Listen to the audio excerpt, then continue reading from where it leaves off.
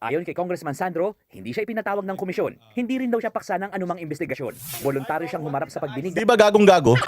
Voluntaryo kang humarap doon. Putang ina niyan, hindi ka nila pinapatawag. Voluntaryo kang haharap doon. Kung ako, pumunta ka sa bahay ko, hindi kita iniimbita. Putas in-expect mo, may handa ako para sa'yo. Oh, ito bahay ko. Nandiyan dyan ako, nakaganito ako. Huwag kumatok ka, pagbukas mo. Oy, boss dada, nandito ako. Kahit ayaw mo, pumunta ako sa bahay mo, makikikain ako. Eh, tanga ka pala eh. Paano kang mong ine-expect na may pagkain dito? Eh, hindi man kita inimbita. Hindi ko nga alam na darating ka ngayon.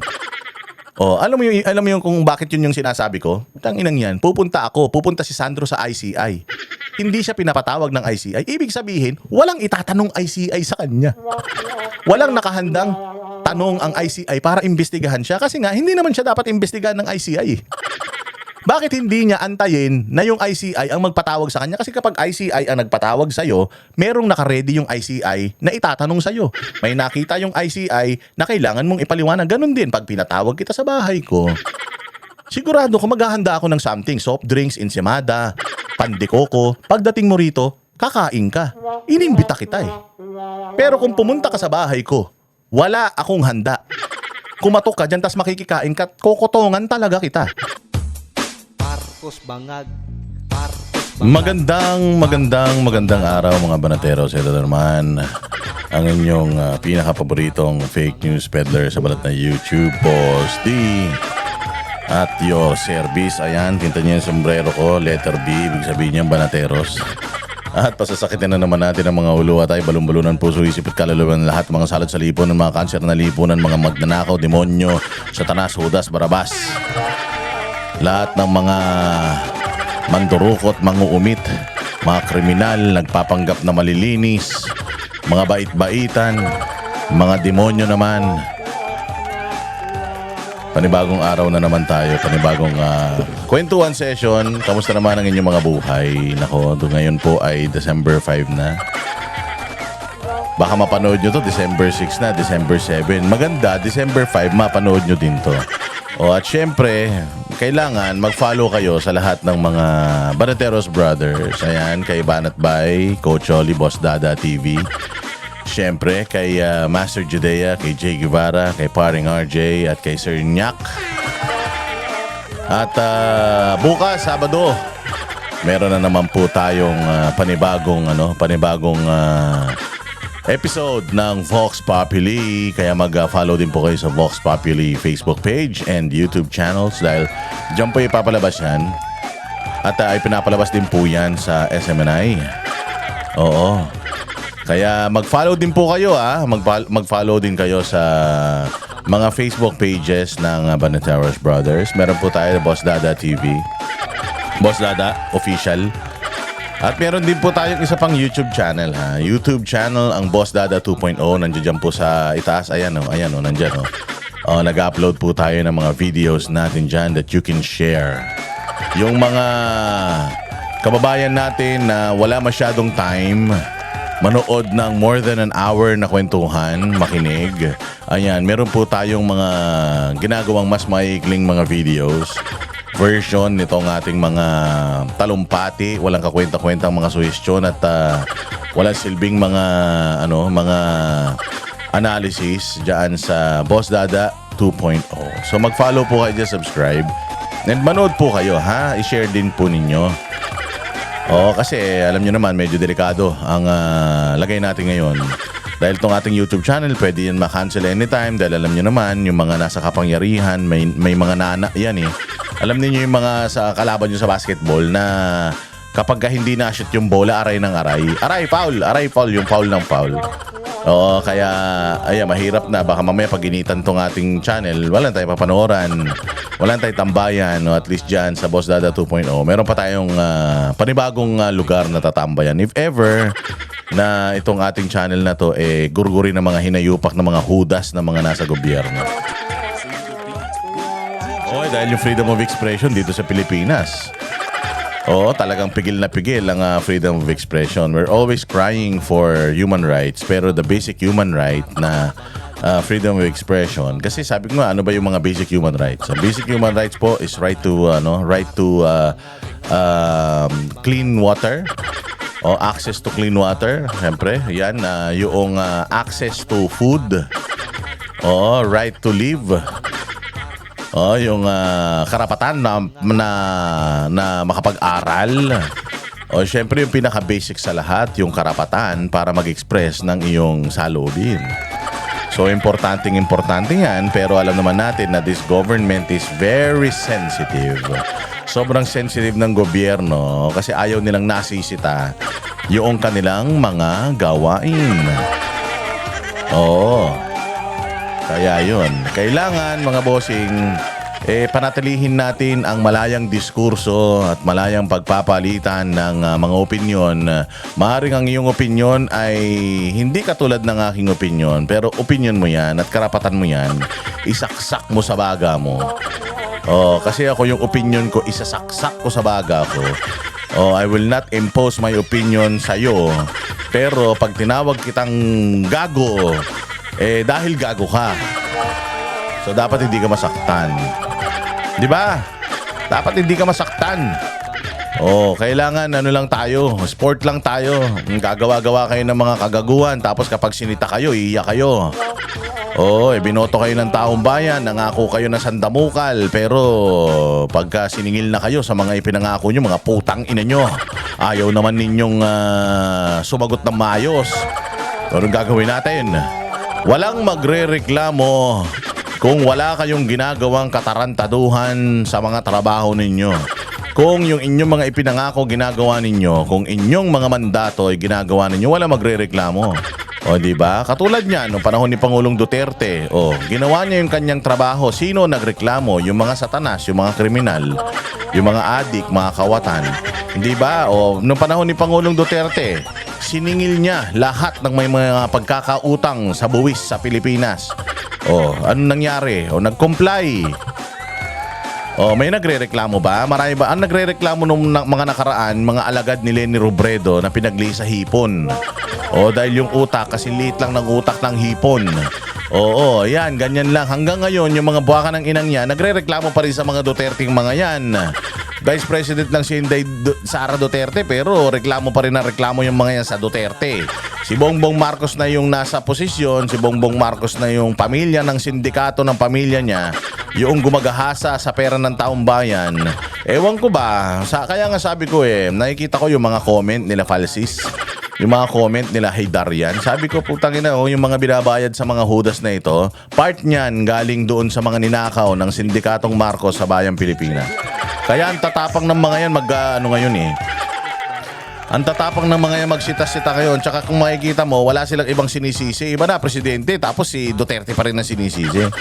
Hindi ba? Hindi nila kayang ilusot yung confidential fund ni Inday Sara 125 million. Kasi kapurit lang yun. Kapurit lang yun sa mga ninakaw ng mga pamilya sindikato ng mga 1, 2, 3 Marcos at Romualdez. Sabi ko nga sa inyo, yung 125 million, doon sa 125 million na yun, meron lang notice of disallowance, mga halagang siguro mga less than 70 million. At yun ay reconcilable. Ibig sabihin, walang nakita ang COMELEC na mali doon sa kanilang paggastos, pero meron lang konting mali sa klase ng pagliliquidate. And hinighlight na yan ng Commission on Audit at sinabi na we are giving you an ample time para itong inyong mga kailangang ipaliwanag ma-correct ninyo. Meaning it's correctable. Walang sinabi ang COA na ninakaw ang opisina ni Inday Sara. Wala ring sinabi ang COA at reklamo ang COA, walang reklamo ang COA sa mga ahensya ng gobyerno na nag-iimbestiga sa korupsyon. The communication is between the Office of the Vice President and Commission on Audit, and according to Commission on Audit, nag-issue sila ng unmodified opinion. Ibig sabihin, napakaganda ng sistema ng Office of the Vice President. So ganyang kaliit na halaga, kaya nga sabi ni Inday Sara kung yan lang ang inaatupag ninyo, yung maliit na halaga na yan, hindi ko ninakaw yan. Oo, nai-reconcile na natin yan with COA, and up to now, wala namang reklamo ang COA at kinlear na tayo ng COA. Now, pumunta tayo sa totoong corruption ng Pilipinas. Kaya nga, since 2024, si Inday Sara, naglalabas na siya ng mga nalalaman niya, ng mga observation niya, at saka mga personal experience niya. Nilalabas niya na yung mga korupsyon ganito. Bago pa magsalita si Zaldico, sinabi na ni Inday Sara, ang sindikato ng Pilipinas, ang humahawak ng budget, 2 tao lang. Si Zaldico at saka si Romualdez lang. At ang pumipirma, si Bongbong Marcos. O so kung 2 tao may hawak ng budget, tapos may pumipirma, sino ang kasapakat sa sindikato? Eh di 3 sila. Oh, di ba? Nagulat kayo, no? Hindi tayo mapapagod magpaliwanag niyan. Kasi hindi rin sila napapagod magpakalat ng fake news tungkol kay Inday Sara. O na ngayon nga pinapalabas nila na yung mga pinagbibili ni Inday Sara sa kanyang opisina sobra-sobra yung presyo. Okay lang kung meron kayong comparison. 'Di ba? Madali lang naman 'yan eh. Magkumparahan tayo. For example, yung motor vehicles na 19 motor vehicles na binili ni Inday Sara, kasi nga ang ginagawa ng mga buwaka ng inang mga bobo na mga lahi ni Robredo tsaka na mga hybrid loyalistain na. Oo, yung nag-hybrid, sabi ko nga sa inyo yung bobong mga dilawan at saka mga bobong mga follower ni Bongbong, nung pinagsama yung mga utak nila, puta nakabuo sila ng kalahating utak. Hindi man nakabuo ng buong utak. Ang tatanga. Motor vehicle, sabi nila motorsiklo daw. Putang ina nyo, may narinig lang kayong motor eh. Tarantado talaga kayo, mga abogado pa naman kayo, mga tanga kayo eh. No, alam nyo ba yung mga motor vehicles na yan? Kung ano yung mga yan? Putang ina, bus. Mga van, mga tanga kayo. Mahal talaga yan. Ang mura pa nga niya, kaya nga sabi ko, dapat kapag ka naglalabas kayo ng ganyang mga balita, iniisa-isa ninyo yung mga binili, pinrocure ng Office of the Vice President, dapat meron kayong comparison. Dito, sa ganitong ahensya, ganitong sasakyan, ganito karaming sasakyan, ganito kalaki, kaliit lang yung kanilang ginastos, ganon. Hindi i-highlight nyo yung kay Inday, palalabasin nyo na parang overpriced nun. Wala naman kayong comparison. Wala naman kayong pinakikita na nagpapatunay na overpriced nga yung mga yun. Putang ina ninyo, 200,000 na laptop, mahal na sa inyo yan. Tarantado kayo, alam nyo ba kung magkano tong MacBook Pro ko? Na 1 terabyte, putang ina ninyo, 250,000 to. Tapos 200,000. 300,000 na computer. Hindi naman yan syempre computer na pang eskwela lang. Yung computer na ginagamit nila dyan, super hyper extended yung mga warranty niyan. Tas aside from that, matibay, malakas yan, malaki ang capacity niyan. At saka kailangan nagko-communicate yung mga computer na yan sa main system nila. Mga gago kayo. Wala kayong kaalam-alam, naglalabas kayo ng mga presyo-presyo tapos hindi nyo naiintindihan kung paano gumagana yung mga yan. Mga hudas kayo. Tingnan ninyo, napaso sila doon sa CCTV na sinabi nilang 200,000 CCTV. Magagaling yung mga yung mga Duterte supporters na talaga nagre-research. Accessible yung mga mga data sa GAA. Accessible sa publiko yung procurement ng ibang mga ahensya, lumabas, putang ina niyan.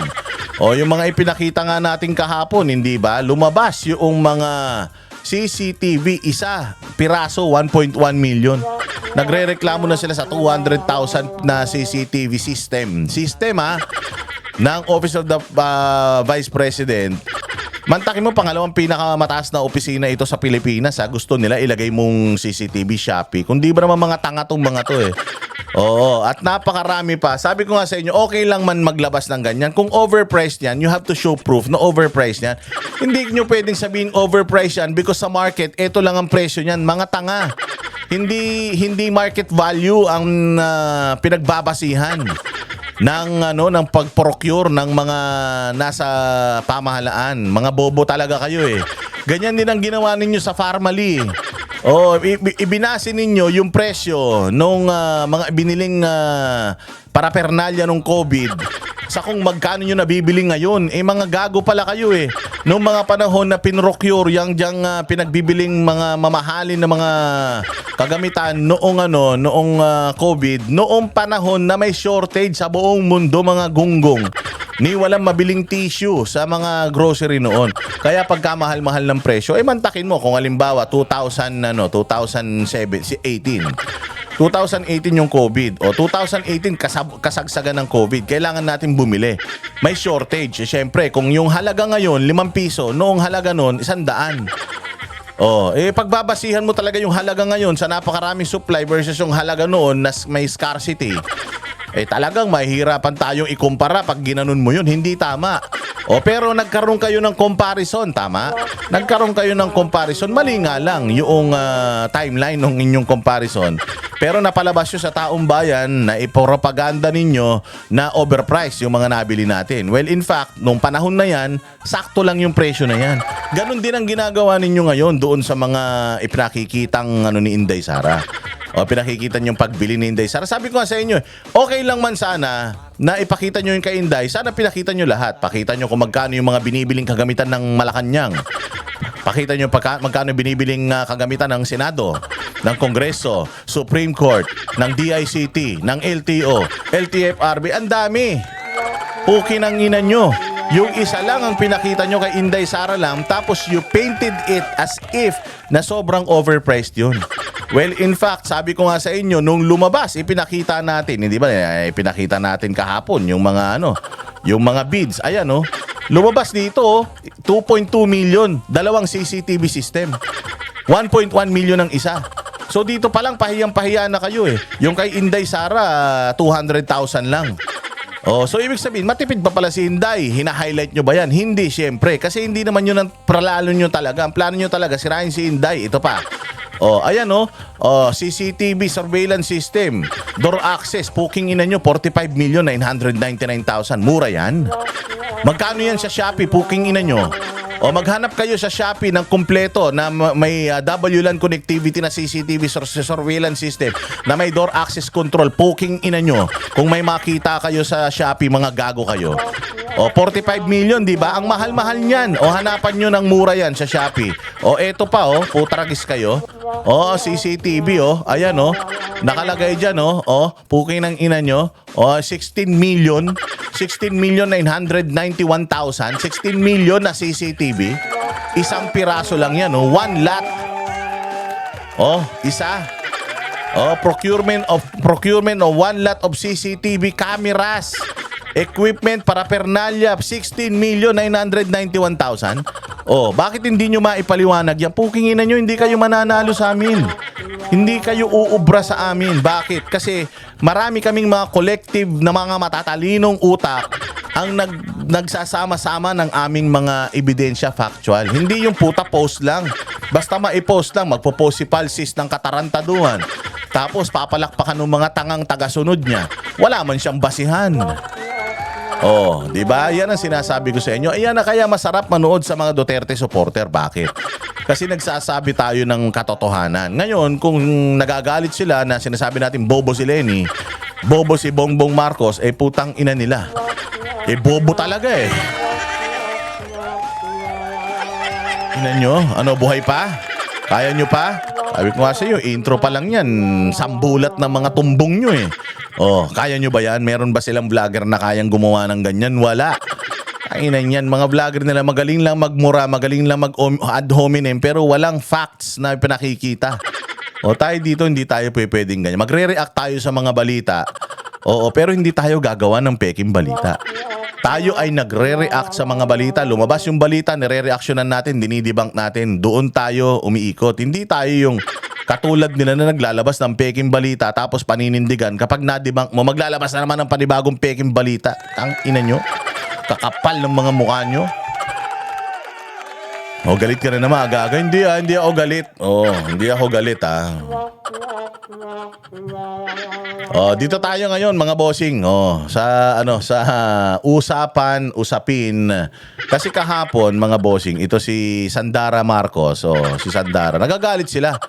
Bakit sinasabi ninyo na si Sandro ay bakla? Pero humarap siya sa ICI. Oo, samantalang si Pulong, sabi nyo matapang, pero hindi humarap sa ICI. Mamaya pag-uusapan natin yan. Pero fake news na naman yan. Walang sinabing bakla si Marcos. Walang sinabing mukhang bakla si Marcos. Sinabi natin mukha siyang tomboy. Bakit siya mukhang tomboy? Kamukha niya si Charis. Hindi naman bakla si Charis eh. Tomboy yun eh. Gago ba kayo? Baklang babae yun. Oo. So si Charis, kung di ba naman kayo mga tanga? Pukin ang ina nyo. Sabi nga ni Chris Etchu, para akong pinatawag sa principal's office. Tapos yung principal, ninang ko. O kaya yung principal, nanay ko. Tangina nyo, paano ako papagalitan yan? Pag pinagalitan ako niyan, panggap lang yan. O natural, kung hindi ba naman kayo mga bobo. Ito si Sandro Marcos, pupunta talaga yan sa ICI kasi ginawa talaga nila yung ICI. Di ba sinabi ko naman sa inyo? Ginawa ni Bongbong Marcos itong ICI para mailayo sa kanya yung investigasyon at magmukhang meron siyang initiative na imbestigahan itong issue na ito. Pero ang tanong, may pondo ba ito? Wala. Meron ba itong kakayanan na magpakulong? Wala. Meron ba itong ICI na ito na kakayanan na mang-raid ng mga bahay? Mang-aresto? Wala. Putang ina, bakit binuo pa ito? Kita ninyo, nagsisipag-resignan na yung mga tao dyan. Bakit? Kasi naglolokohan sila. Bakit? Nag-iimbestiga sila pero walang patutunguhan. Bakit? Kasi nga, wala naman talagang kapangyarihan itong ICI na ito. Ginawa lang naman kasi itong ICI na ito para lang masabi na si Bongbong nagsimula ng investigasyon. Na si Bongbong ay hindi siya kriminal, magnanakaw kasi nga nagpa-imbestiga siya. Yun naman ang main purpose ng ICI na to. Pumapasok lang yung mga taga-ICI na yan para gampanan yung tungkulin nila na wala naman talagang silbi. Walang silbi kasi tingnan ninyo pagpasok ni Pangulong Marcos na gunggong. Unang-una niyang sinibak ang Presidential Anti-Corruption Commission being headed by actually JB Hinlo and si Greco Bellica. Ang trabaho nun is ito pulisin ang mga DPWH, mga magnanakaw na mga taga-gobyerno. Yun ang trabaho. Tinanggal yun ni Bongbong Marcos. Paano mo sasabihin na si Bongbong Marcos hindi magnanakaw? Yung gwardiya ng bangko tinanggal niya. Di ba naman kayo mga tanga? Kaya naniniwala pa kayo dito sa ICI. Di sana siya nag-abolish ng PACC. Di sana binuo niya yung PACC. Because technically, itong ginagawa na ito ng ICI, ginagawa yan ng PACC. Tinanggal nga niya yung PACC. Alam niyo kung bakit? Tinanggal niya yung PACC kasi daw duplication ng trabaho. Meron na daw kasing COA, meron na daw kasing ombudsman, meron naman daw Sandigan Bayan, may NBI naman daw na pwedeng mag-imbestiga ng mga corruption. Bakit meron pang PACC? So tinanggal niya yon. Tinanggal niya yon para magbuo siya ng bago, ICI, para kontrolado niya yung ICI kasi yung PACC din niya kontrolado yun. Kasi lahat ng inilagay ni Pangulong doon sa ahensya na yun, appointee ni Pangulong Duterte. Pag pinalitan naman niya yung mga tao doon sa loob, ganun din. Magmumukha lang yan ombudsman na pinilit nilang paupuin si Boying Rimulya. So, yun yung problema natin. Umaten dito si Sandro Marcos para sabihin din niya, katulad din ng tatay niya, kung ano yung style nung tatay. Kaya sabi niya, idol niya tatay niya.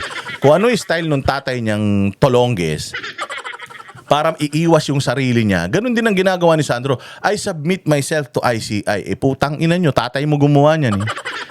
Puro appointee ng tatay mo lahat yan. Putang ina niyan. Paano kayo iimbestigahan yan?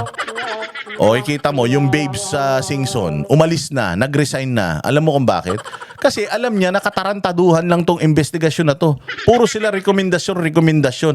Nasa ombudsman pa rin naman Kung yung rekomendasyon nila gagawin or i-honor ng ombudsman kung halimbawa may rekomendasyon itong mga to na ikasuhan si Romualdez. Tingnan mo, meron na silang rekomendasyon na kasuhan si Romualdez, may kaso na si Romualdez, wala. May warrant of arrest si Romualdez, wala. Kasi yung kaso ni Romualdez, once na inaccept yan ng idinakit yan ng Department of Ombudsman. Once idinakit ng Ombudsman yan, dahil plunder yung kaso, dapat nag-i-issue na sila ng warrant of arrest. Ikinukulong na sana nila yung tao na yan. Pero dahil nga no bail ang plunder, hindi nila isasampa yung kaso na yan. Kailan pa sinabi ni Vince Dizon na nire-recommenda na nila sampahan ng kaso si Romualdez? Asa si Romualdez ngayon? Putang ina, baka wala na sa Pilipinas yan. Naintindihan nyo yung ibig natin sabihin. So pumunta dito si Sandro Marcos for optics. Sinabi lang niya na magpapaimbestiga ako. Ano pa bang issue nila bukod sa corruption? May issue pa sila ng droga. Bakit hindi siya magpa-subject to drug test? Bakit hindi nila i-address yung issue ng droga? Bakit yung corruption kaya nilang i-address kagad? Kasi may gawa-gawa silang departamento na ICI na. Putang ina niya, walang pangil yan. Puro gilagid lang yan. Kahit anong kagat niyan, hindi nakakasugat yung ICI na yan. Nag-live stream sila, hindi ba? Ang tapang-tapang nito ni Tomboy. Pumunta diyan, sumumpa sabay. Sige, live stream to. Hindi, pwede executive session. Putang ina niyan. Executive session, akala ko ba matapang ka? Kung talagang matapang ka, ila-live stream mo yan. Pero alam ko naman na hindi nyo talaga ila-live stream yan kasi syempre hindi nyo naman ipapakita sa sa taong bayan kung paano nyo pinupulbuhan sa likod diyan si Sandro Marcos diyan sa ICI. Pinupulbuhan nyo sa likod, pinaghihelin nyo, baka pinupunasan nyo pa ng muta yan dahil wala pang tulog yan.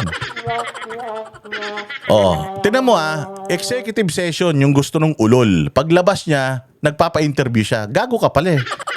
Ayaw mong marinig yung usapan sa loob tapos paglabas nagsasabi ka ng mga opinion mong kundi ka man naman gonggong. Di ba, what's the sense? Niloloko lang talaga tayo ng mga hayop na ito. Ito.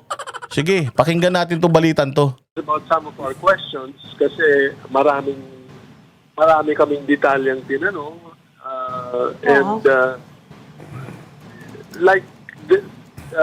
there are Tinanin nyo kung papaano itong ICI mag-interpret. Kasi ganito under investigation. Nag-i-investigate sila. Tapos nagpapa-interview sila sa media. Sir, ano po nangyari doon? Nag-iimbestiga ka, bakit mo kailangan sabihin kung ano yung naging usapan nyo sa investigasyon? It's supposed to be secret. Tama? Kasi nga executive session eh. Nag-request ng executive session. Pinagbigyan nyo. Etong gunggong na to paglabas, nagpa-interview. Tapos ikaw naman, na taga-ICI, nagpa-interview din sa media. Di puta, niloloko nyo tao.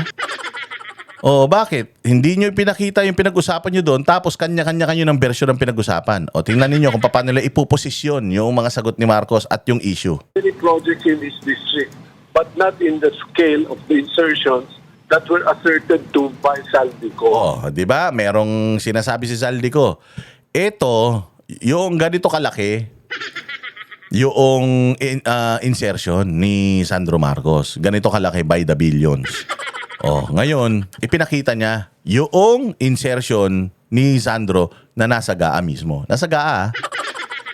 Ngayon, ang sinasabi nitong ICI na may mga proyekto si Sandro sa distrito niya, pero hindi kasing laki nung insertion na sinasabi ni Saldico. Anong ibig sabihin nun? Nakaw nga eh. Ang sinasabi nga dito, mga magnanakaw itong mga ito eh. Ibig sabihin niyan, kung meron siyang ganitong kalaking pera sa insertion, tapos yung proyekto niya, hindi nagtutugma doon sa insertion niya, pukinang ina, ghost project yung iba. Tama? Tinanin nyo. No? Nowhere near those numbers. That's why I had to dig deeper. Tinanong ko sa kanya, baka naman may mga ibang agencies na nag-insert sa distrito nyo other than insertion sa DPWH. As he had only the information of DPWH for this afternoon. Di ba? Meron siyang insertion na nasa GAA mismo. Nasa General Appropriations Act, may listahan yun. Nakalagay nga doon yung mga insertions at kung saan napunta. Ngayon, ganun kalaki yung insertion, nung tiningnan yung distrito niya, hindi nagtugma yung numero. Anong ibig sabihin nun? Ibig sabihin nun, yung insertion niya, yung iba doon, napunta sa distrito niya. Nasaan yung iba? Ang sinasabi nila, baka naman may nag-insert na ibang ahensya ng gobyerno. Insertion nga niya eh. Paano may mag-i-insert doon na ibang ahensya ng gobyerno? Eh, hindi naman pwede mag-insert yung ibang ahensya ng gobyerno bukod sa mga congressman, senador at saka presidente. So, ibig sabihin, dito sa istorya na ito, kino-confirm ng ICI na yes, may mga projects si Sandro sa kanyang distrito but nowhere near the actual insertion niya. Saan nga, yun ang tanong, saan nga yun napunta yung mga insertion niya sa bulsa ba niya? Hindi ba yun nga ang sinasabi ni Zaldico? Ang sinasabi ni Zaldico na yung pera na yan, ninanakaw nilang magkakamag-anak. Oh, so that explains it. Ito lang, okay man lang sana eh. If meron akong insertion na 50 billion, let's say for example, 50 billion, nilagay lahat yan sa distrito niya. Yung napunta sa distrito niya na projects na buhaya, natapos or ginagawa pa lang, 50 billion. There's no question about it. Why? Ang question na lang dito is, masyado mo naman pinrioritize yung distrito mo, 250,000 lang yung botante dyan. Ang liit lang ng pinoproduce na pera niyan. Lugi yung investment natin dyan. Pero ang kagandahan, lahat ng pera napunta sa serbisyo, lahat ng pera napunta sa proyekto. Okay yun. Makapal lang ang mukha niya, mas pinrioritize niya yung probinsya niya kaysa sa ibang probinsya, pero katrabaho kasi talaga ng congressman yan eh. Na nire-represent mo yung tao, nangako ka sa tao, gusto mong, tsaka i-take advantage mo kasi nga ang signatory, tatay mo. Tsuhin mo yung Speaker of the House. So kung may i-request ka sa distrito mo para sa mga residente mo, goods yun. Pero kung meron kang insertion na 50 billion, tapos let's say for example, 10 billion lang, yung proyekto na napunta sa distrito mo, saan mo dinala? Saan mo dinala? Yung 40 billion. Ano to ballpark lang to figure lang to For example, 50 billion, 10 billion na punta sa distrito niya. Nasaan yung 40 billion? Ghost project 'yon. Pwede ba nating tawagin ghost project 'yon? O hindi nagtugma eh. O so umami ng ICI na hindi nagtugma. Ngayon hinahanapan ng ICI. Bakit hindi nagtugma? Baka naman may ibang ahensya ng gobyerno na nag-insert or ininsertan ka, hindi lang DPWH. Tinuturuan na nga nila si Sandro nang isasagot eh, kasi napakalaki ng discrepancy noong proyekto niya versus nandoon sa gaan niya. Ngayon, ang gusto nilang ipalabas dito, ang gusto nilang isaksak sa isip ng tao, o kita nyo, mali si Zaldico. Mali si Zaldico kasi ang sinasabi niya, 50 billion yung insertion ko, pero 10 billion lang yung nasa distrito ko. Oh, mali si Zaldico. Hindi. Mali si Zaldico. Nasa GAA yung pinakita ni Zaldico. Hindi ba natatandaan ninyo pinakita din niya yung nasa GAA na insertion ni Pangulong Marcos na 100 billion? Kinonfirm yun ni Lacson. Oo, nandoon talaga yung insertion. Nasa GAA talaga. Ito din yung kay Sandro. Nandiyan din sa GAA. Ngayon, dapat ang pagkakapaintindi natin sa tao, merong lumulutang. May lumulutang na halaga ng pera, hindi akma doon sa proyekto niya sa distrito niya. Saan po napunta yun? Dapat doon nyo ginisa ito si Tomboy. Oh, tama, mali. Oh, tanan nyo tinan nyo. Oh. So, I don't know kung may mga, kasi maaaring may mga state college doon, may hospital doon. Maaaring may... Sinabi ba ni Sandro Marcos yun? Hindi eh. Ang ICI mismo ang nagja-justify sa discrepancy sa hindi pagbangga ng tamang numero sa mga proyekto ni Sandro Marcos sa Ilocos. For example nga 50 billion, 10 billion lang yung nandoon. So may 40 billion na discrepancy. So ang ICI ang naghahanap, baka may mga eskwelahan doon na itinayo. Baka may mga ospital na itinayo. Dapat ang nagbibigay ng justification kung nasan yung additional na pera na yon si Sandro. Hindi yung ICI mismo Tapos sasabihin nyo, maganda tong investigasyon ng ICI. The airport. So baka may ibang naglaga. Pati airport na damay. Parang tinuturuan na nila si Sandro, ang laki nito. Sabi na natin kalahati. Sa 50 billion, 25 billion lang yung napunta sa niya. May 25 billion pa nawawala. tuturuan kita, sabihin mo napunta sa airport. Sabihin mo napunta sa hospital. Sabihin mo napunta sa ganito, ganunin mo. Tinuturuan na siya ng ICI kasi nga walang maisagot tong gunggong na ito. Ang sinasabi lang ng gunggong, ito lang yung proyekto ko eh. Saan nang galing yung sinabi ni Saldico? Gago, ikaw naglagay nun eh. Ikaw naglagay ng insertion tapos ko-question mo si Saldico, hindi naman siya naglagay ng insertion para sa'yo. Nakalagay dun insertion mo eh, nasa GAA yun eh. Hindi ba meron nga kayong allocable budget? Putangin na ninyo talaga eh. Nasaan na ba yung allocable budget? Nandito pa ba yun? Ha? Wala na yata eh. Yung natanggal ko na yata, yung allocable nasa allocable budget nyo nga. Ano kayo eh, 15 billion yung 15 billion yung allocable budget mo, yung ano mo, PDAP mo. Yung uncle mo 14 million, mas matigas nga ang mukha mo. Bago-bago mo lang sa bubut ka pa lang, kakalabas mo pa lang sa itlog eh. Mas malaki na yung ano mo, yung PDAP mo kaysa sa tsuhin mo. Hindi ka naman Speaker of the House. Tayo na sindikato talaga tong mga to eh. Ay, dun sa distrito na hindi DPWH. Kaya baka malaki nga, but as far as DPWH, the numbers do not show the numbers that... As far as DPWH, the numbers do not show dun sa sinabi ni Saldico. Pero, dahil alam ng ICI na nasa GAA yun, hinahanapan ng ICI, baka napunta sa ganito, baka napunta sa ganyan, baka napunta sa ganyan, ba't kayo?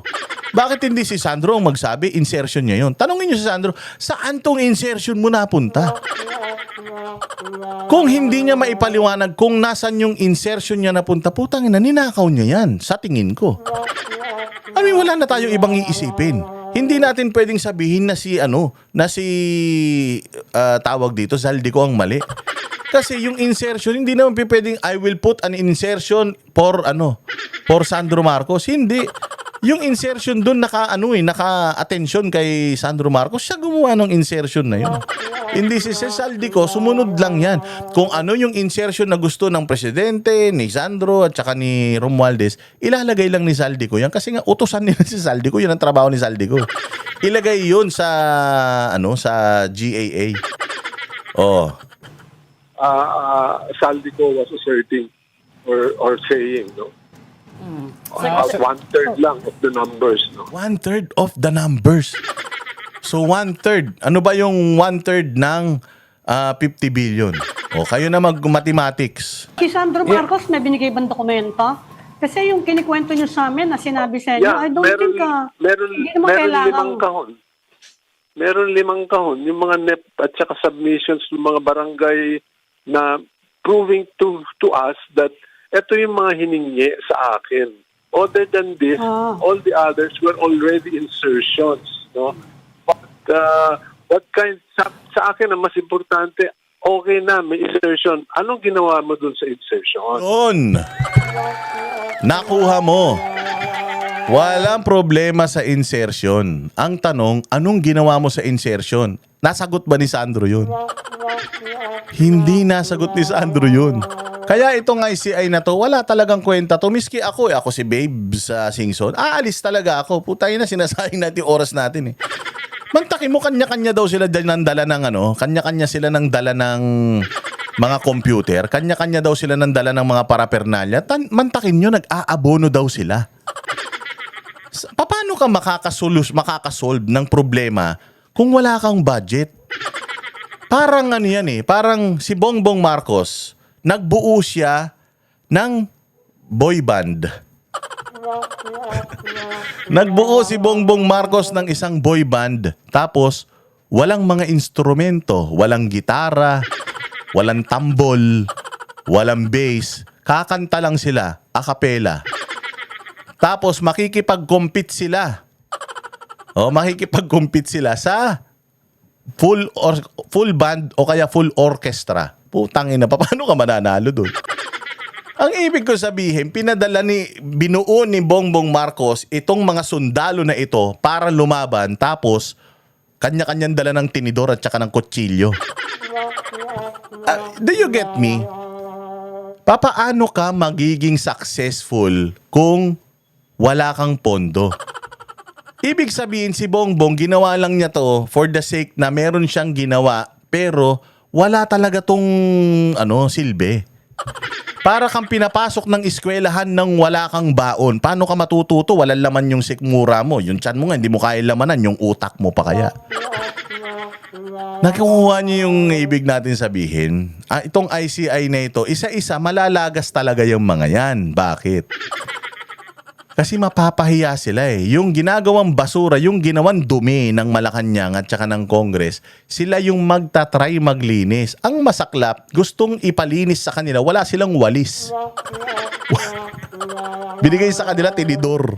Tang-ina niyan, magwawalis ka, tinidor yung binigay sa'yo. Kung di ka ba naman gago, aalis ka talaga dyan. So yun ang katanungan. Ang mas importante, ano yung ginawa mo sa insertion? Yun yung tanong niya kay Sandro Marcos, anong ginawa niya sa insertion? Walang sagot si Sandro syempre. Eto, pakita natin tong balitang to at reaksyonan na din. Sige, pasok. Commission for Infrastructure, si House Majority Leader Sandro Marcos. Habang si Congressman Pulong Duterte naman, ayaw raw humarap sa ICI. Nasa frontline ng balitang yan, si Gerard de la Peña. Diba? Ang tapang-tapang nila. Si Sandro Marcos humarap sa ICI. Si Duterte humarap sa ICI. Ngayon, sasabihin niyo sa akin, Dada, wala naman palang silbi yung ICI. Hindi naman pala kaya nung ICI makapagpakulong. Bakit hindi umatin si Pulong doon? Wala naman palang kayang gawin yung ICI kay Pulong. Ang problema kasi dito, pag nagpunta si Pulong dyan, pwede nilang gisahin si Pulong tas ilabas nila sa media yung panggigisa nila kay Pulong. Kasi pwedeng gisahin nila si Pulong tapos si Sandro hindi nila gisahin. Kasi nga, weaponized itong ICI na ito na imbestigahan ng malaliman yung mga kalaban nila. Pero pag sila yung iniimbestigahan, wala pa isang oras, lalabas na yan, magpapapreskon na yan. So, ang sabi ni dito ni Pulong, bakit ako pupunta sa inyo? Putanginan nyo. Wala naman silbi yan. Kayo nagbuo niyan, tas pupunta ako dyan. Kalaban, kumbaga, putya, alam ko nang aambushin nyo ko dyan, dadaan pa ba ako dyan? Di ba? Meron na nakaposisyon diyan na mga kalaban, nakatutok na yung baril doon sa kalsada, dadaan ka ron, babariling ka nun. Alam ko na, dadaan pa ako ron kung di ba naman ako gago. Siyempre hindi na ako pupunta diyan. I will not give you an opportunity para babuyin ako. Now, meron tayong mga ahensya ng gobyerno na functional naman. Ano yun? Merong NBI, merong ombudsman, merong ganito, merong ganyan. ACOA, at kung ano-ano pa. Doon tayo. Doon tayo pumunta. Kung may problema kayo sa syudad ko, nanggaling na dito ang ICI. Anong rekomendasyon ng ICI? Di ipasa nyo na yung rekomendasyon nyo sa ombudsman, sa Sandigan Bayan, kung saan nyo gusto. May investigasyon na kayong ginagawa rito. Sinabi ko naman sa inyo, yan, DPWH, investigahan nyo yung DPWH dito. Tingnan nyo kung palpak yung mga proyekto dito. Di ba hanggang ngayon wala naman kayong masabi na palpak yung mga proyekto? Sino ang mga nagpapakalat ng peking mga balita ngayon?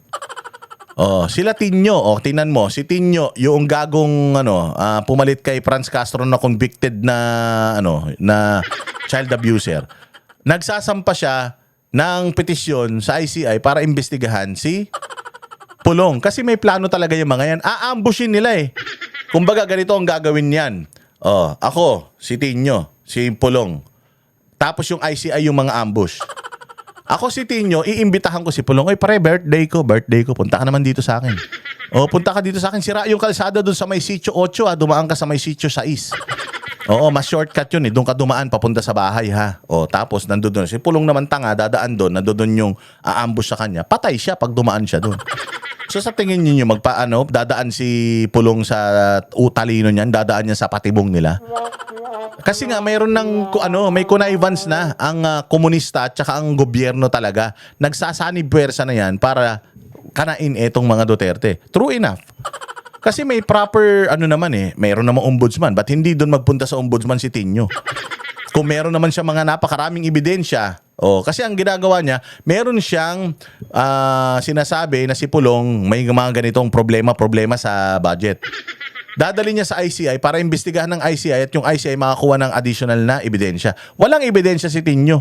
Kaya siya humihingi ng tulong sa ICI para magkaroon ng ebidensya yung lahat ng mga pinagsasasabi niya. Kasi hindi siya pwedeng dumiretso sa ombudsman. Bakit? Kailangan kasi pag dumiretso ka sa ombudsman, nagreklamo ka doon, kompleto ka ng ebidensya. Wala siyang ebidensya. Walang ebidensya sa Tinyo, kaya nga nagpapatulong siya sa ICI para makagather ng evidence. Gago, di ba?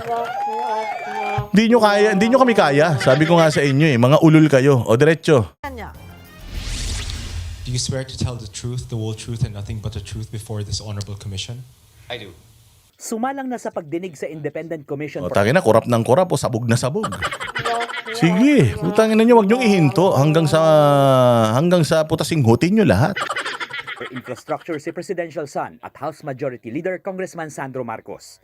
Pero ang live stream ng hearing tumagal lang ng ilang minuto. Humiling kasi ng executive session ang abogado niya para malaya raw makapagbigay ng impormasyon ang kongresista. We again request that for an executive session for Congressman Marcos. We grant your request, so we will adjourn this. Tignan mo, sino yung mga miyembro nito? Si Azurin, puta, anong credentials ni Azurin para maging investigador siya ng korupsyon? Hindi naman siya taga-COA, hindi naman siya wala. Kasi tingnan mo itong Babe Singson, yung tatlo na ito, dating justice sa Supreme Court. Ito, may mga alam to, pero ito si Azurin, anong ginagawa niyan diyan? Pugin ang ina niyan, pag pinag-recite mo yan, matataiyan diyan. Kaya alam mo ito, kabubuhan lang tong na to. Kita mo nga yung opisina nila, putang ina yan, lame-lamesa lang. Inan yan. Alam mong palabas lang O yan, parang isang kwarto, tinanggalan ng mga mesa, nilagyan ng mesang mahaba, isang mesang maiklit. Putang ina yan, kung ako taga ibang bansa, tapos titingnan ko yung nag-iimbestiga ng korupsyon, parang putang ina, kubo-kubo lang. Hindi talaga ako maniniwala sa investigasyon niyan. Pucha yan. Sabi ko nga sa inyo, ginawa lang talaga ito Usually, yung mga ibang bansa, pag may mga ganito, gagawa yan ng isang lugar na talagang fit dyan sa investigasyon nila. Pero ito hindi kwarto lang to, parang pucha, dating kainan lang to tapos nilagyan lang nila ng lamesa, tapos yun na yun Hindi man nag-effort Alam natin talaga na wala talaga ito, wala sa puso nila na solusyonan itong issue ng corruption dito. Matatapos na yung termino ni Bongbong Marcos. Sabi ko sa inyo, pagtapos yan, lilipad yan ng ibang bansa, puta, hindi nyo na mahahabol yan. Maniwala kayo. Session and go into executive session. Pumayag naman ng kongresista na ilabas ang video recording ng testimonya niya sa ICI. Ayon kay Congressman Sandro, hindi siya ipinatawag ng komisyon. Hindi rin daw siya paksa ng anumang investigasyon. Voluntaryo siyang humarap sa pagdinig. Di ba gagong-gago? Voluntaryo kang humarap doon. Putang ina niyan, hindi ka nila pinapatawag. Voluntaryo kang harap doon. Kung ako, pumunta ka sa bahay ko, hindi kita iniimbita. Putas in-expect mo may handa ako para sa'yo.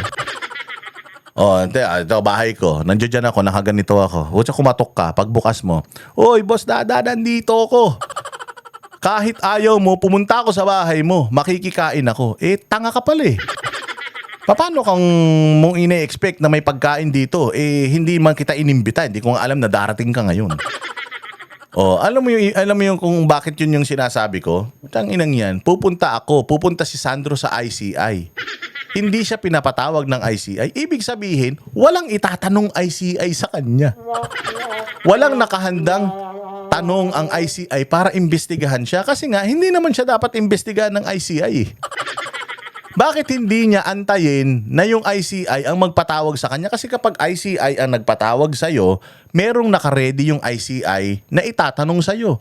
May nakita yung ICI na kailangan mong ipaliwanag. Ganon din pag pinatawag kita sa bahay ko.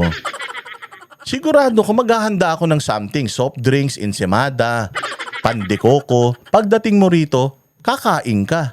Inimbita kita Pero kung pumunta ka sa bahay ko, wala akong handa.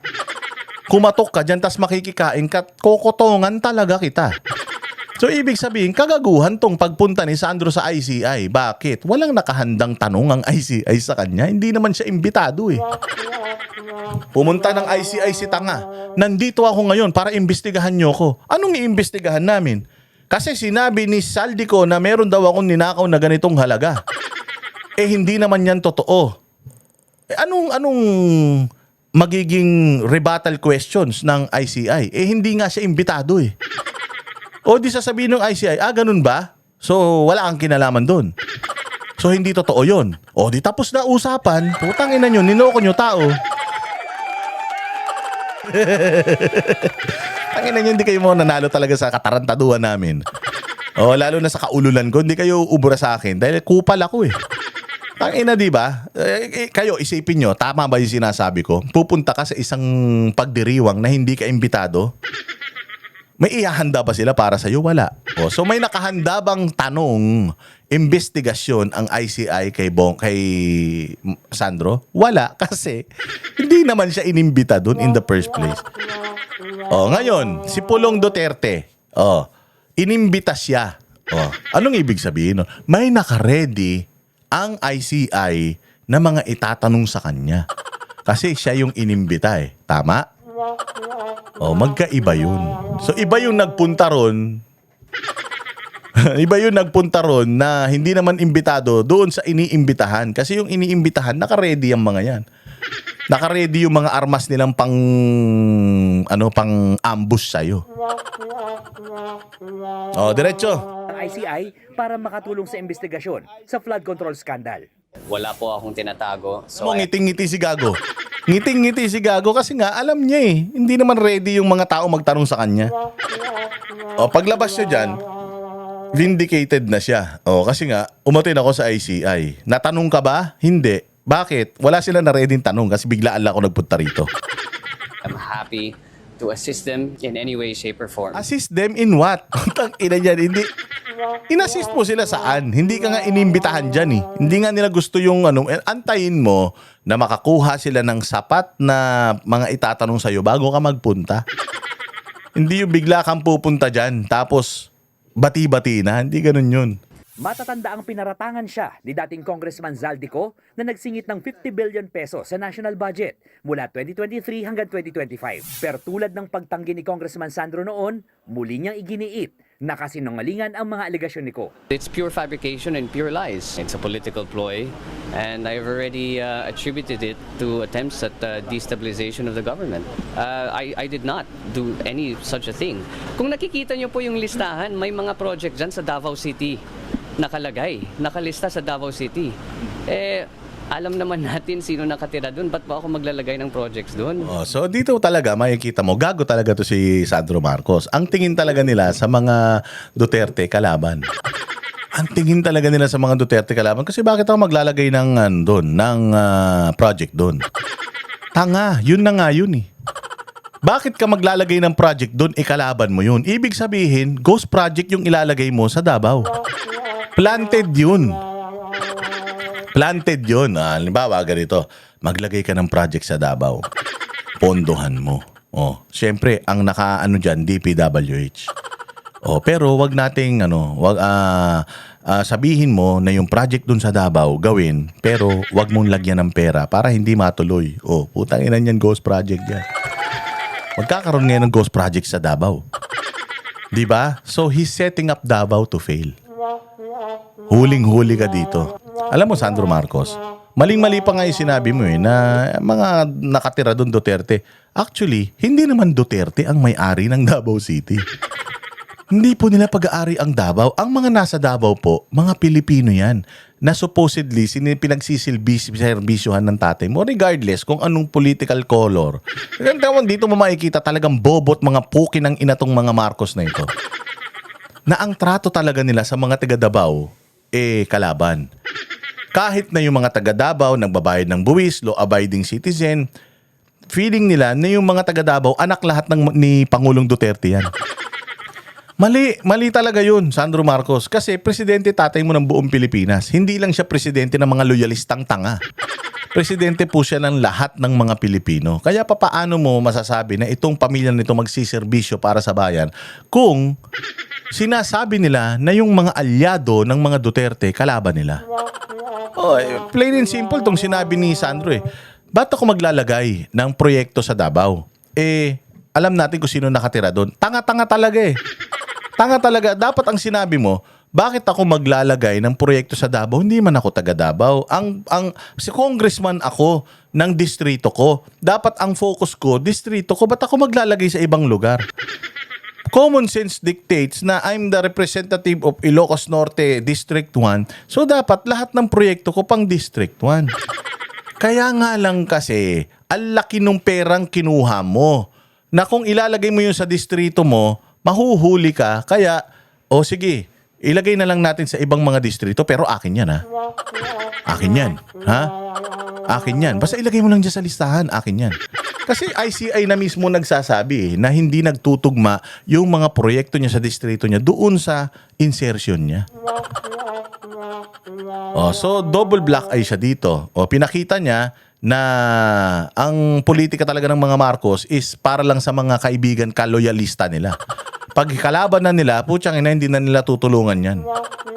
Matutuwa pa nga sana sa yung tao eh. Actually, naglagay ako ng insertion sa Davao City. Dapat nga doon lang ako sa distrito ko, pero naglagay ako sa Davao kasi nakita ko may problema din doon. Pero kung di ka ba naman bobo, maglalagay ka ng proyekto sa Davao, di sana pinadaan mo yun sa congressman nung distrito na paglalagyan mo ng proyekto na yun. Hindi ba? So, dito pa lang may malalaman mo na talaga na putsang inan to, may kalokohan talagang ginagawa ito. Sabi niya hindi daw siya maglalagay ng sa Davao, ng proyekto sa Davao. Pero yung tatay niya inaangkin yung proyekto ng mga Duterte sa Davao. Yung Bukana, na tulay. Inaangkin ng tatay niya, kanila daw yun, 2023. Ulul. Tayo na 2018, 2020, 2018 pa yan, inasikaso ng Davao ni Pangulong Duterte. Actually pinatitigil nga lahat ng mga Chinese funded na mga ito donated to lahat ng mga Chinese funded na mga infrastructure pinatigil ng tatay mo. Nakiusap lang si Inday na itong Bukana at saka yung Samal Bridge wag nang idamay kasi yun lang yung malaking maitutulong noon sa probinsya ng Davao. Kaya yun lang yung nagtuloy. Pero lahat ng mga infra na yan, nagsimula yung planning niya nung panahon ni Pangulong Duterte, pati yung subway. Panahon ni Pangulong Duterte yan, nag-groundbreaking lang yan sa panahon ng tatay mo, pero lahat ng usapan, kontrata, kwentuhan, nagsimula nung panahon ni Pangulong Duterte. Putangina nyo, lahat na lang ninakaw ninyo ninanakaw nyo pati yung mga proyektong hindi sa inyo, mga hayop kayo talaga. Bukod sa budget insertions, lumabas sa allocables yung pinapaliwanag ito, we are talking about insertions iba pa yung insertion sa allocable magkaiba pa po yun. Iba pa po yung allocables kasi yung allocable nga para siyang PDAF. So, ipinapaliwanag niya yung insertion niya. Tinutulungan siya ng ICI kung paano niya ipapaliwanag yung insertion. Pero yung allocable, meron na siyang sagot? Isang report ng Philippine Center for Investigative Journalism na nakakuha ng 15 billion pesos na allocables. Ito yung pondo ng DPWH na napupunta sa bawat distrito para sa infrastructure projects. Tinawag itong bagong anyo ng pork barrel. Tinanong tungkol dyan si Congressman Sandro, pero hindi siya sumagot. Report on your allocable. Walang sagot. Diba? Walang sagot si Gago pagdating sa allocable kasi hindi niya yan kayang lusutan.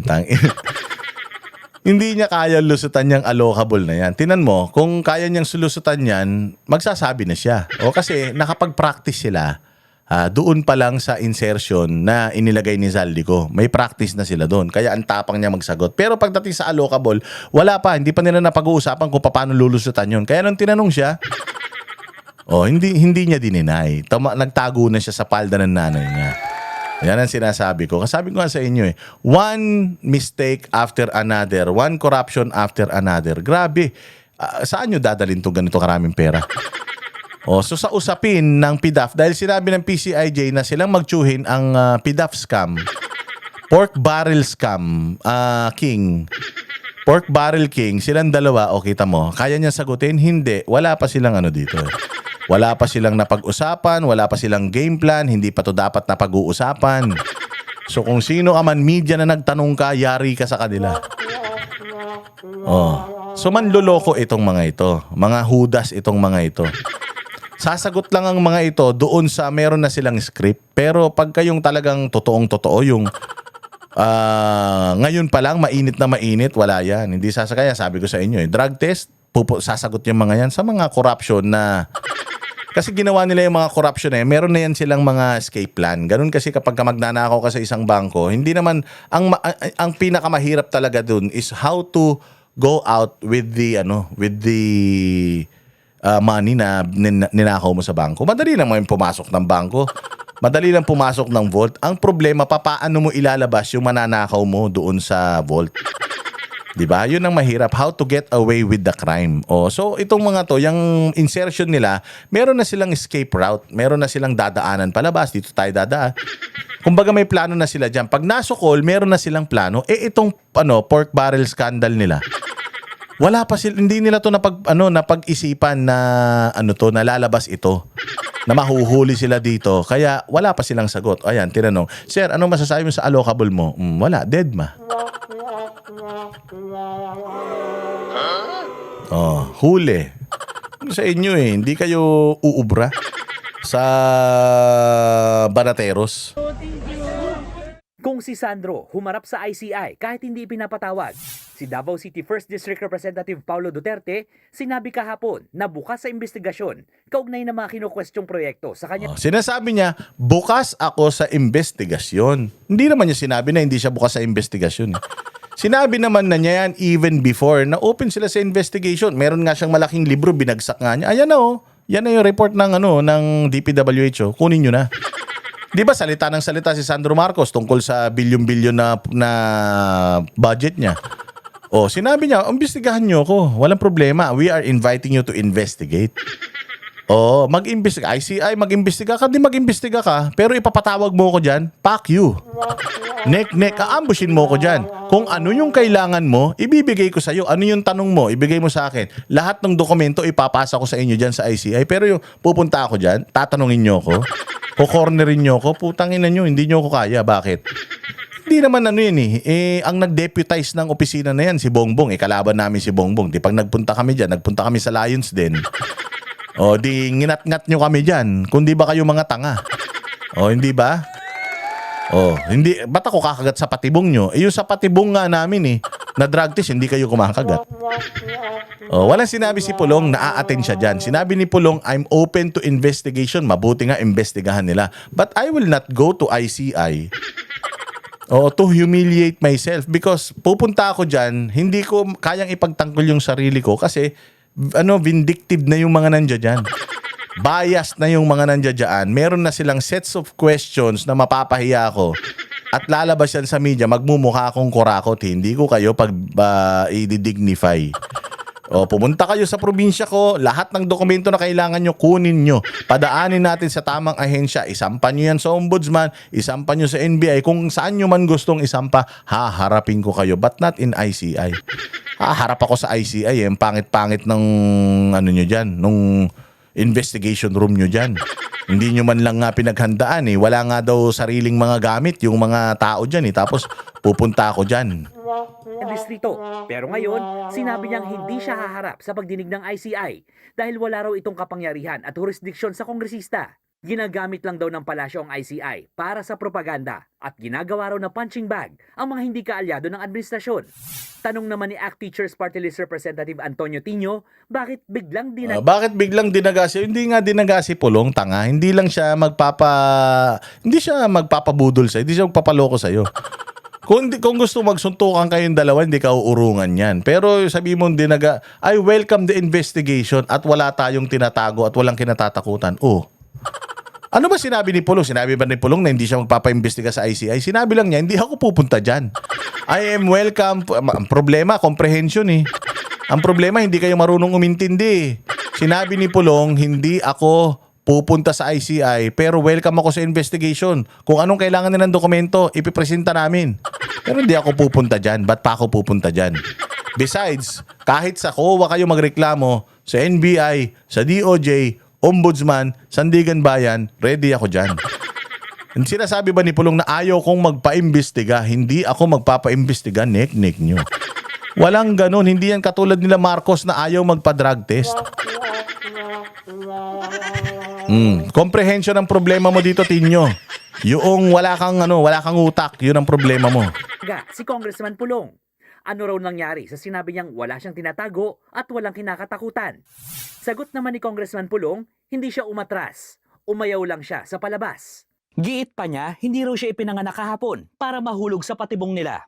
Hindi rin daw siya parte ng Appropriations Committee noong nangyari ang mga anomalya, kaya hindi raw siya ang dapat humarap sa ICI. O kaya nga dito makikita mo talaga na yung mga komunista at saka itong si administrasyon ni Bongbong, ano na talaga sila? Married na talaga sila, kinasal na talaga sila.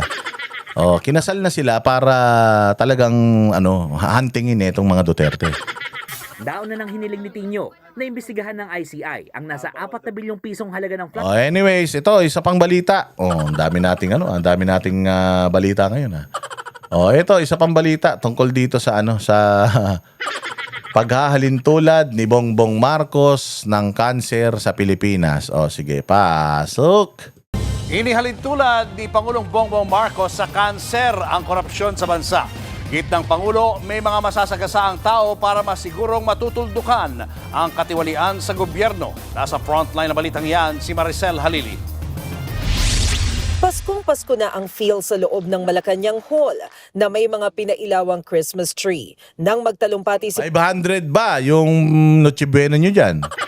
500 ba yan? Baka hindi Baka sobra-sobra sa 500 yan Pangulong Bongbong Marcos sa year-end fellowship, problema pa rin sa korupsyon ng kanyang bukang bibig. Inihalintulad niya pa ito sa nakamamatay na sakit. And when you have to excise a cancer out of such a complicated system, you need to do some very major surgery. And to do that, and when you do that, you will bleed. You will bleed. Pagka daw tinanggal mo yung cancer, you will bleed. Alam mo, Bongbong Marcos, doon ka nagkamali. Doon ka nagkamali kasi yung cancer ng Pilipinas, kayo. Ang cancer ng Pilipinas, yung pamilya ninyo. At simula noong dumating kayo na mga cancer ng Pilipinas noong 2022, yung Pilipinas nagdugo na. Nagdugo na dahil sa cancer na kayo ang may gawa. Pag nanakaw, ng panahon kasi ni Pangulong Duterte, nilabanan naman niya yung cancer ng corruption sa Pilipinas na hindi naman kailangan magdugo ng Pilipinas. Actually, yung cancer na tinanggal ni Pangulong Duterte, putang ina, bumalik Alam mo yung anong bumalik? Kayo. Tinanggal ni Pangulong Duterte yung mga cancer ng lipunan nung panahon niya. Tapos okay na, kinimotherapy niya Pilipinas. Ang Pilipinas di naman nagdugo noon. Actually, natuwa pa nga Pilipinas Ang Pilipino, naging naging tanyag sa buong mundo. Nung si Pangulong Duterte nilalabanan itong lahat ng problema ng Pilipinas, ino-honor siya ng ibang mga bansa at ang ibang mga lahi at tuwan-tuwa sa kanya. Hindi nag-bleed ang Pilipino noon until 2022, bumalik yung cancer. Yung tinanggal ni Pangulong Duterte na cancer noon, okay na, biglang nag-regress. Putang ina, alam nyo ba ang cancer, mga bossing, pag nag-regress yan, yung bumalik, mas malala. Oo, mas malala. Kasi nung panahon ni Pangulong Duterte, inatake niya siya yung chemotherapy. Yung mga cancer, inatake niya. Pinatay niya lahat ng mga cancer cell. Inubos siya lahat yung mga cancer cell. Tapos finally, nag-declare ang doktor na cancer-free ka na. Yes, cancer-free, all right. Sarap buhay, kain ulit ng malangis, kain ulit ng mga inihaw, kung ano-ano po, nag-regress yung cancer. O pagkatapos nung dahil nga nawala na si Pangulong Duterte na chemotherapy ng Pilipinas, putya, yan, bumalik yung cancer. Ayan na nga yung mga Marcos nanalo nung 2022. Pagbalik nung cancer, puta, mas malakas siya. Ang regression talaga ng cancer, pag nawala yan, pag bumalik, mas malakas. Marami akong kilala na ganyan, naging cancer-free, tapos lumipat lang yung cancer nila, mas matindi, tapos yun ang ikinamatay nila. Ganun ang nangyari sa Pilipinas. Nung nawala yung gamot sa cancer, na si Pangulong Duterte, at bumalik yung mga cancer sa geist of the Marcoses and the Romualdez, mas matindi yung nangyari sa ating bayang Pilipinas.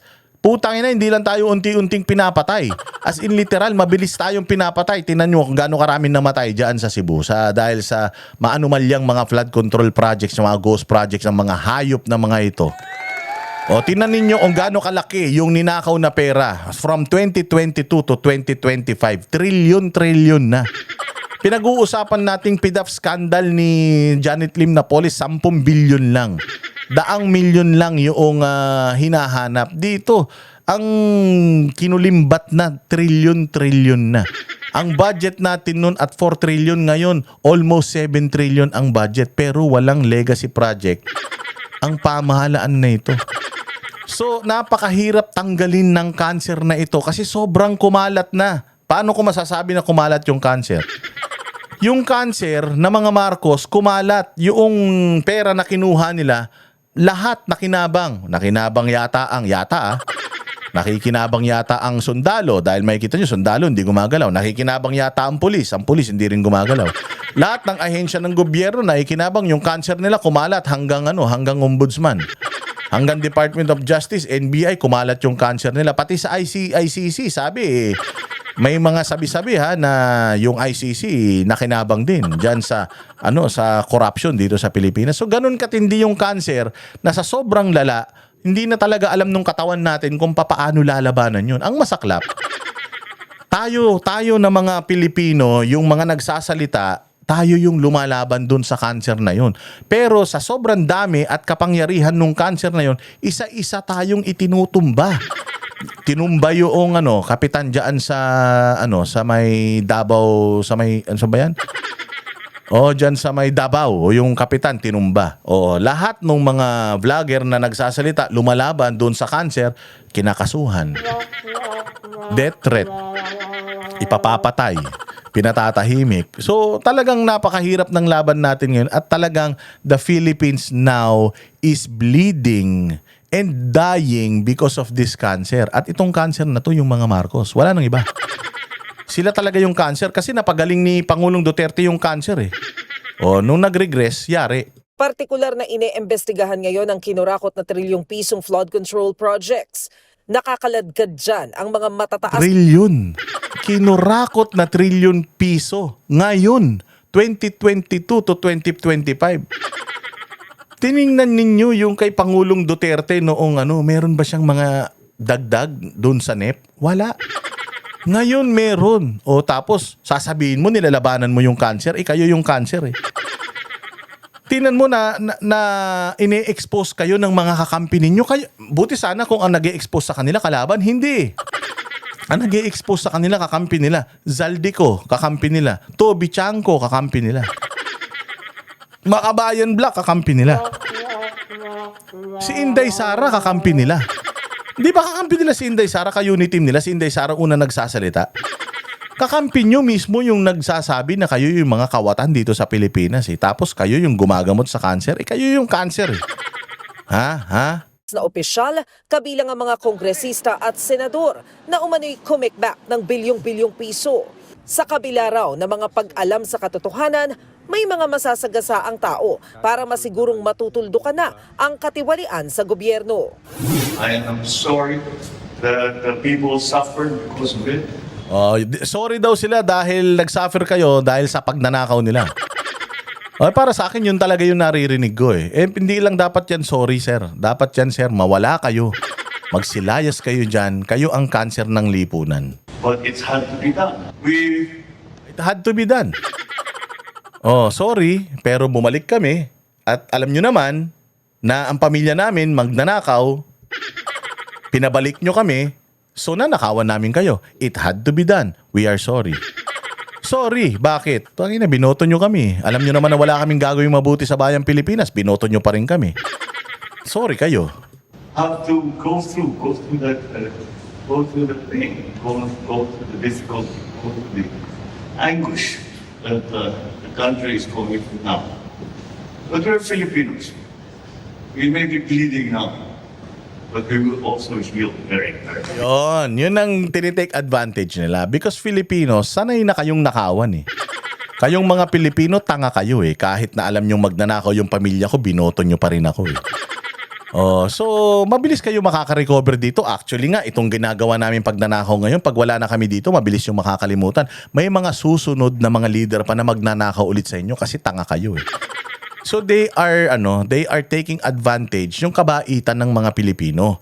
Yung pagiging matiisin ng mga Pilipino kasi tiniis ng Pilipino yung 30 years na pangungurap ng mga previous administrations . So tinitake advantage nila yun. Oo, ninakawan kayo noon, natiis nyo. Okay naman kayo ni Duterte, okay naman eh. So, mano ba naman yung magnakaw kami ulit ngayon? Parang ganun yung sinasabi niya dito eh. Ako, yun ang interpretasyon ko talaga. Hindi naman ito talaga yung literal na sinasabi niya. Pero ako, with all that's happening in our country now, narinig ko nagsasalita to, parang yun ang sinasabi niya sa atin eh. O, sino ba naman ang hindi tanga? Na ninakawan ka na, ibinalik mo pa. 'Di ba? Ninakawan ka na, yung bangko ninakawan na, yung taong nagnakaw, siya pa yung inilagay mo na na tawag dito. Inilagay mo pa sa posisyon na kailangan niyang i-secure yung lugar na ninakawan niya. I mean, what's the point? Oh, you do not get robbed and ibalik mo yung nagnakaw sa iyo. Oh, or makikain ka pa or makasama mo pa sa isang lamesa at makasama mo pa sa kainan yung sa handaan yung taong nagnakaw sa iyo. Hindi normal 'yun. And because of yung mga Pilipino, ganito na yung nakalakihan natin, tinitake advantage ito ng mga politiko. Magpapaawa sa inyo pagdating ng magpapakabait kunyari, pero dudurugin kayo. Pero kaya nyo naman kasi makarecover. Ang Pilipinas nga, kahit binagyo, nakangiti pa eh. Oh, so they are taking advantage of that. Kanina, mismong si PBBM ang nanguna sa pag-inspeksyon ng 3.1 billion pesos na Bukana Bridge project sa Davao City. Kasama ng Pangulo roon si DPWH Secretary Vince Dizon. Natulungan naman tayo ng ating mga Chinese na contractor dahil ang ganda ng technology nila. Marunong talaga sila magpatayo ng magandang tulay, magandang infrastructure na mabilis at nasa tamang gastos, nasa tamang presyo. Alam mo kung sincere talaga si Bongbong doon sa sinasabi niya kanina na pleading, na ganito, yung paawa niya kanina, paawa effect, with matching blaglag yung balikat. Kung ano talaga siya, kung talagang siya ay sincere sa sinasabi niya, dito sa Bukana Bridge, alam naman niya hindi kanila to eh. Alam nila na nag-take place ito noong panahon pa ni Pangulong Duterte. Mano man lang i-credit mo, di ba? Sobrang magnanakaw mo naman. Pati yung credit, ninakaw mo na. O, nagsimula yan sa administrasyon nyo, no doubt about it. Ang nagpopondo niyan ngayon, administrasyon nyo, no doubt about it. Pero wala kayong popondohan kung walang proyekto. Parang nung nakaraan dyan sa may Cebu, natatandaan nyo yung isang malaking highway dyan sa Cebu. Nung panahon ni Pinoy, doon nabuo yan. Pinondohan lang yan ni Pangulong Duterte. Sinabi ba ni Duterte na kanya yan? Hindi. Oo, sinabi nga niya na it was actually parang planned at nabuo yung plano, yung kontrata nung panahon nung nakarang administrasyon. Tinuloy lang natin kasi maganda yung proyekto talaga. Same goes with Skyway Stage 3.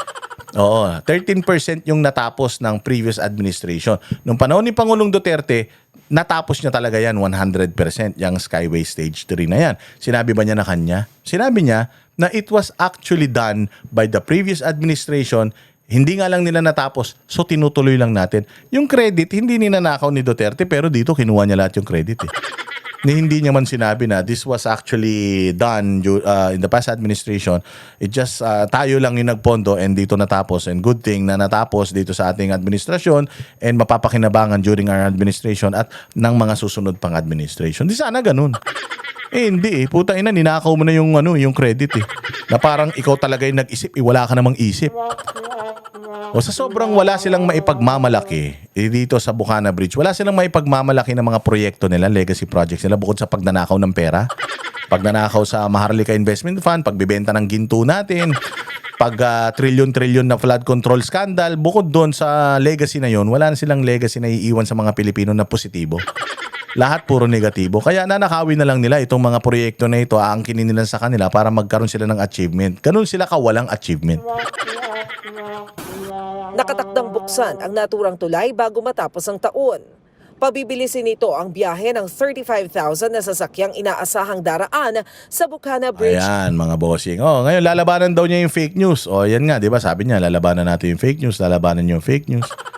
Oh, paano mo lalabanan yung fake news? Eh, ayan oh. Ito ay nagsimula, na-approve ito noong July ng 2022.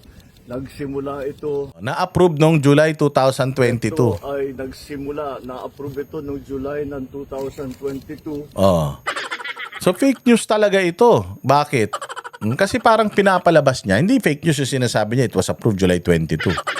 It started July 2023. Hindi naman peke yun. Pero ang peke dito is yung i-grab mo yung credit na hindi mo man lang sinasabi na itong proyekto na to ay hindi sa'yo, kundi sa nakarang administrasyon, tinapos mo lang. Nakalagay Chinese to undertake 1.5 billion Davao Bridge project. O ayan nakalagay dito October 3, 2018. Bakit mo sinasabing 2022? Na parang pinalalabas mo, kayo na nag-usap para mabuo ito. Ulul. Pwede ba naman yun? Nagsimula ito ng 2023. Early 2023. Late 2023 kasi mga approval. Kapal lang mukha mo, Vince Dizon.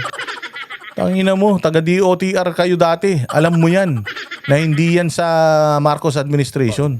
At ngayon ay tapos na. Kaya't natulungan naman tayo ng ating mga Chinese na contractor dahil ang ganda ng technology nila kaya't napakabilis. At marunong talaga sila magpatayo ng magandang tulay, magandang infrastructure na mabilis. Ikaw lang naman ang tanga na hindi marunong eh. Hindi mo alam kung sino kakaibiganin mo. Ito sa pangpatunay na fake news si Bongbong. We are happy to announce that the goodwill gesture of the People's Republic of China for committing to donate the 1.5 billion peso construction of the bridge. So there is another bridge coming. It was October 2018. It was announced by Inday Sara, nung mayor pa siya, that the Chinese are partnering with us and donating 1.5 billion for this bridge. Tapos sasabihin mo sa'yo, pakyo ka, Bongbong. Ang ina mo, sinungaling kang hudas ka. Ayan na. Nga mga bossing, maraming salamat sa inyong pagpatnubay. Magkita-kita po tayo ulit sa susunod na vlog. Mainit na naman mga ulo nyo eh. Mag-follow kayo ha. Boss Dada 2.0, i-share ninyo, panoorin ninyo yung mga videos dyan. Bukas may Vox Populi tayo. Follow ninyo yung Facebook natin. Pasabugin ninyo lahat ng mga content natin para maiyak itong mga ito. Huwag tayong titigil mga bossing. Yang mga cancer ng lipunan, mananalo pa rin ng taong bayan against sa mga yan. Mabuhay ang Pilipinas. Kami ang boses ng masa, hindi natatakot. Katotohanan lang, di kami nalulunod. Walang bahid ng sismis, lahat ay totoo. Kahit sino ka pa, pag mali ka babanatan ka. Walang pinipili kulay, wala kaming kinikilingan. Basta para sa bayan, kami lalaban. Pag tama palakpakan, pag mali banatan. Di matitinag, di matatakot, para sa bayan tuloy ang sigaw. Sa harap ng kamera, walang halong takot. Mga baluktot, lahat kayo'y tutumba.